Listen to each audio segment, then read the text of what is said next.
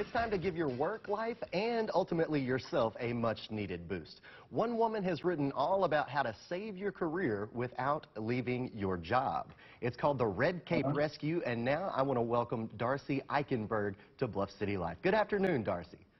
Hi, Andy. Nice to see you. Nice to see you as well. Okay, so we're talking about the new year. A lot of people think about new beginnings this time of year, and that might include thinking about a new job. But you have some things that we need to think about before we start considering a career move, right?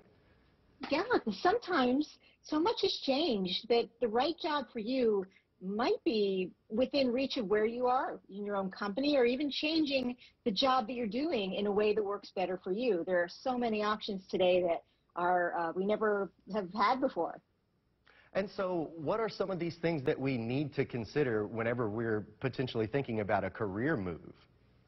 Yeah. Well, first, I think this time of year is the perfect time where we need to not look back on what hasn't happened, but to look back and celebrate what's worked. There's so much that we've done that we don't give ourselves credit for, the relationships we've built, the challenges that we've overcome, just keeping ourselves moving forward. So making sure that we take a look first and celebrate what's worked. And because that also gives us clues about things we want to have more in our life at work going forward.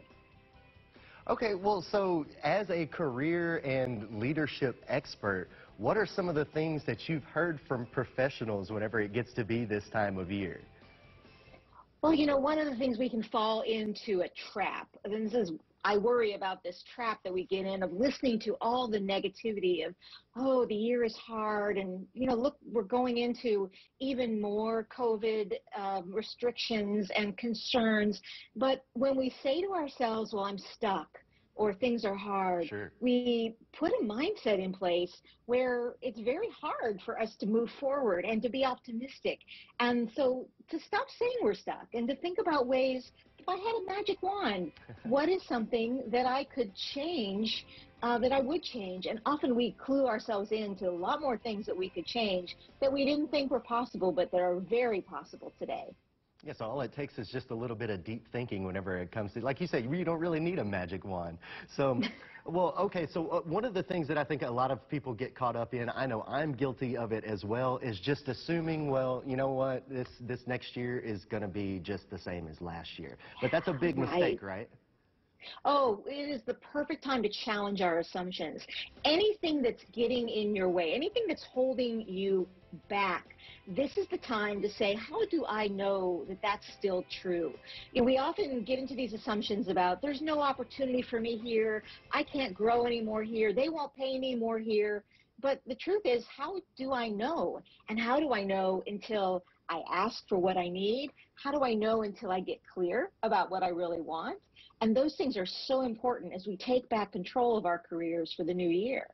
Well, let's talk a little bit more about that. Taking a little bit of control, taking a little bit of initiative, you can actually go a long way into making yourself more valuable to your career, right? Absolutely, you know, and the investments in yourself are the only ones that are never going to decrease, right? No matter what the economy, no matter what's happening in the country, your community, when you invest in your own growth, when you invest in learning, invest in just taking the time to listen to yourself and to know what is my superpower space. You know, when am I feeling at my best and highest use? Those kind of investments always pay off. And they don't have to cost a lot of money. YouTube, podcasts, there's so much access today. Talking to a friend who's doing a type of work or having a type of life that you might like to model. Those things are all ways to invest in ourselves and to keep learning. And I think one thing that a lot of people don't think about is they think, oh, well, I don't have the time to do that. Yeah, I think you actually have more time than you think you do for these little investments in yourself, right? We are all armed with the same amount of time. What we tend not to do is to make the choices around that Absolutely. time. We tend to let everybody else use our time. But you can set aside time now. This time of year is the perfect time to look at your calendar now and start to block in some of that time for you to learn, to take a class online, or to just talk and build relationships with other people in your company or in your field. This is a great time that you can plan that investment in your own growth right now. Yeah, I had a coach who used to say we all got the same 24 hours. That's all in how you use them. So, but one of the other important things with that is making sure that you don't burn yourself out, right?